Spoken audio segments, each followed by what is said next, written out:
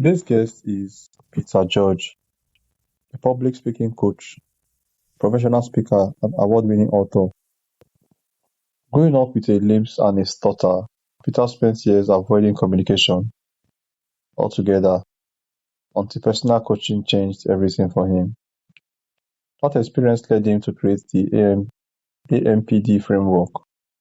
The system is used since to train more than 120,000 professionals across 50 plus countries, working with companies like CVS Health and Mohegan Sun. He is the author of the six-time award-winning book, Captivating Public Speaker, and hosts his own podcast, Public Speaking with Peter George. Peter, welcome to the show. It's a pleasure to be here, Dominic. Thanks for having me. All right, so let's talk about your book. What inspired you to write Captivating Public Speaker? Actually, a friend of mine, Bob Berg, who is a New York Times best-selling author, he and I were talking once, and he said, "When are you going to write a book?" And I said, I will. And he said, "Give me a date."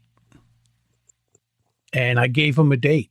And then from that point on, I thought, well, I gave him a date. I promised it would be done by then. And it was done. Well, actually, it was done about 2 months after the date I promised, but it was still done. And when I wrote it, I would read it back and look at it and say, "No, this isn't the way I train my clients." I so wanted it to be very similar to the way I train my clients one-on-one. So when you read it, you would actually feel like you're sitting there with me. So I rewrote it, and I still didn't like it. And then I rewrote it a third time, or I wrote it a third time, and it was exactly how I wanted it. And fortunately, it sells very well, which is great on my end. I'm happy about that. But even more so, and much more important, is that it helps that many more people.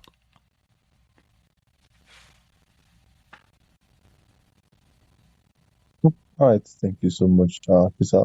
So, what is the biggest misconception people have about becoming a great public speaker? The biggest misconception is people think that public speaking is to inform people. And it's really not. It's to transform people. A lot of us have been to meetings where, let's say that meeting's an hour long, and we leave that meeting thinking, I'll never get those 60 minutes back in my life. And that's because we left the same way we went in.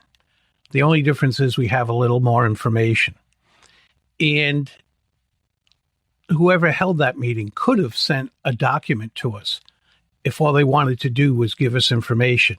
And we could have read that at home in our favorite chair. We didn't have to go to a meeting for it. And it's the same thing in public speaking, whether it's in a conference room, one person across a desk, or 1,000 people in an auditorium. If they leave the same way they came in with just some additional information, then we didn't do our jobs. Our job is to transform them, to have them think differently, feel differently, act differently, do something. That's our job as a speaker, as a presenter. But most of us just look at it as, I just get up here and inform people of things I know. And that's unfortunate.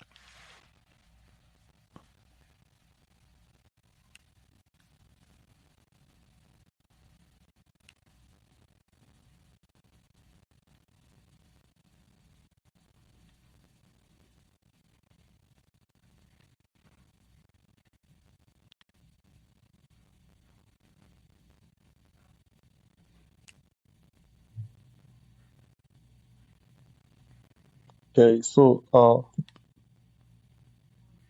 how did your own experience with a lisp and stutter shape the lessons in this book? Well, growing up with a lisp and a stutter, the last thing I wanted to do was communicate with people. I didn't speak much at all. As a young kid, I spoke to my friends, my closest friends, and my family, and that was it. I didn't speak in school or anywhere else. So the last thing I thought I'd ever be doing is communicating with people. And the way it comes through in that book is I try to have empathy for the reader. In that, well, with a reader, I don't know exactly what they're going through, whether they have some type of speech impediment or fear or whatever it might be, fear of being judged, whatever. And I try to have empathy in that book for where they are. I also try to be very encouraging because this is something anyone can do.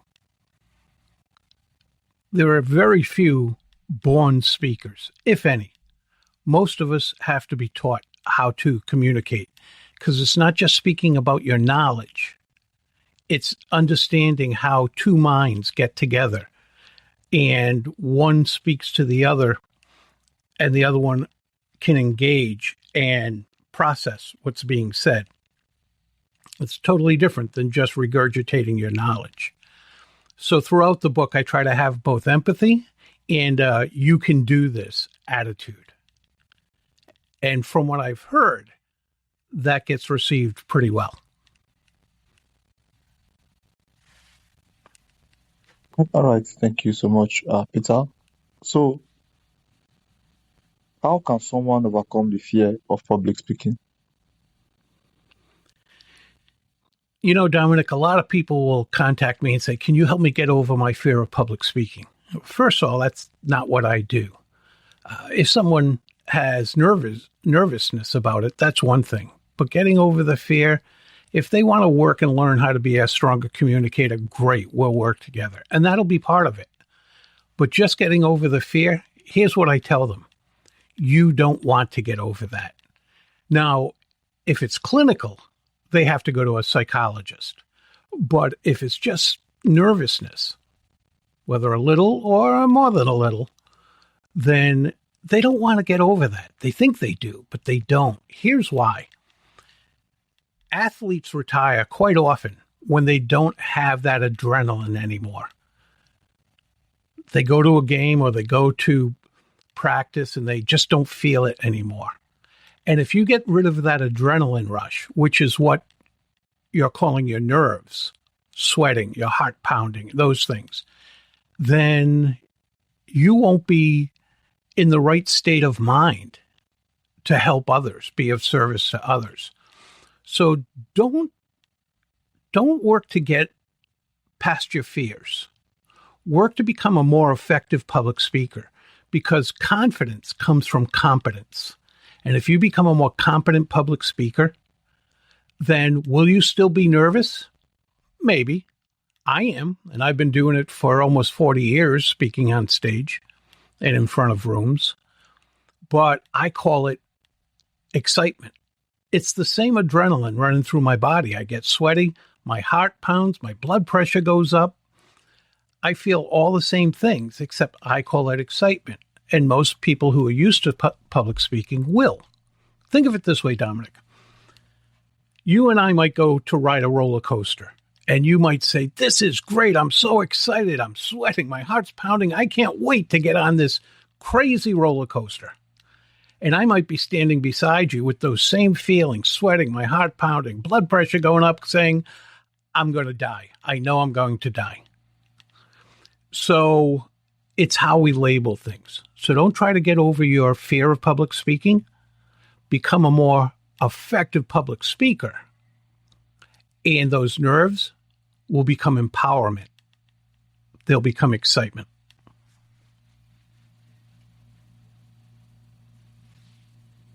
All right, thank you so much. So, how can speakers connect emotionally with an audience instead of speaking or simply delivering information? To transform an audience, you need to know the audience. And that's one of the things we skip when we create a presentation. It doesn't make a difference if it's a 10-minute presentation or an hour presentation or however long it might be. We skip getting to know the audience. You have to know why they're there, what they want, what they need from being there and listening to you.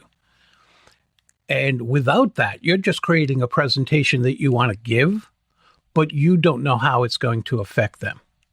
Now, you might think, well, everybody in the audience is a business person, so they'll all see it the same way. Well, maybe, but probably not. Here's why. If you have marketers in that audience, and you have IT people in that audience, and you have finance people in that audience, they all think differently. And what you're saying resonates with them differently. What a marketer takes away will be different than what a finance person takes away. And same thing with an IT person. You've got to know who's in your audience, so you research them. Easiest way to do that, whoever asks you to speak, ask them who's going to be there. And not by each person, but by groups. And that will make a difference. You can't speak about what you want to speak about and think that the audience is going to be engaged. You have to know them and think about what they want and need from you. Then you can serve them.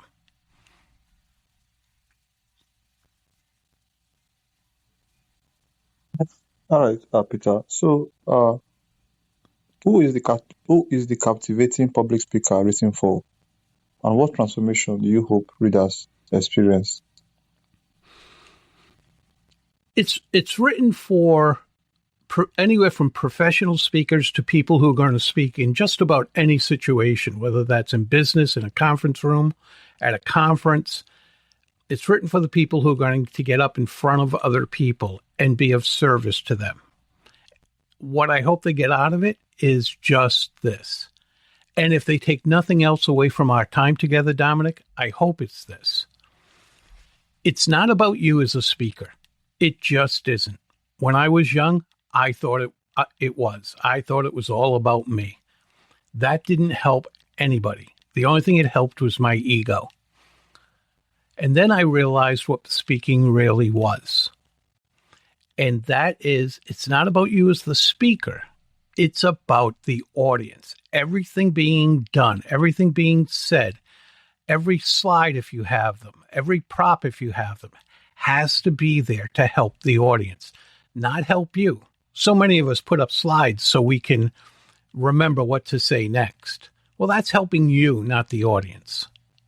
So that's not a good slide. Everything you do needs to be about that audience because you're there to serve them, be of service to them.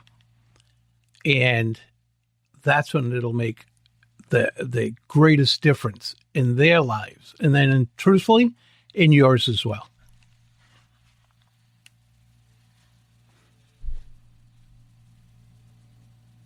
All right, thank you so much. So, if readers remember just one lesson from your book, what do you hope it will be? Well, I just talked about it's not about you, it's about the audience. So I'll come up with another one. Anybody can do this. Anybody. You don't have to be perfect. You don't have to have a huge vocabulary. I don't. I grew up not speaking, so I didn't develop a large vocabulary. You don't have to be eloquent. I'm not. I speak very matter-of-factly. So anybody can do this. Don't think you can't, because you can. And I've seen people who still have stutters get up and speak. I've seen people who still have lisps get up and speak at major conferences, getting paid tens of thousands of dollars. Anybody can do this. You just have to learn how.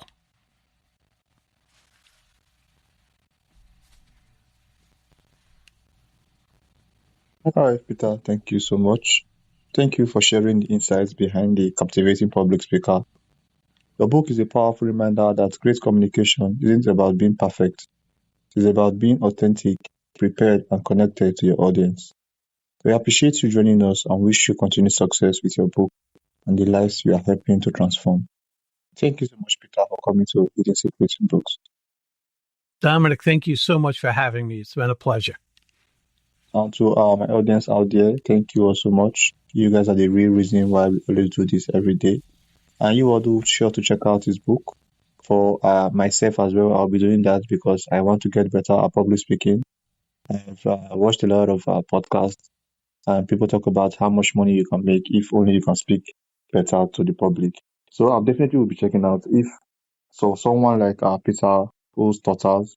I myself I still have some times where I do stutter and I struggle with public speaking. So I think a great start would be for people like me and people like you, if you are like us, to get this book. So Peter, how can they get your book and how can they connect with you? They can connect with me, learn about how I help people, and learn more about my book at Peter George, George, petergeorgepublicspeaking.com.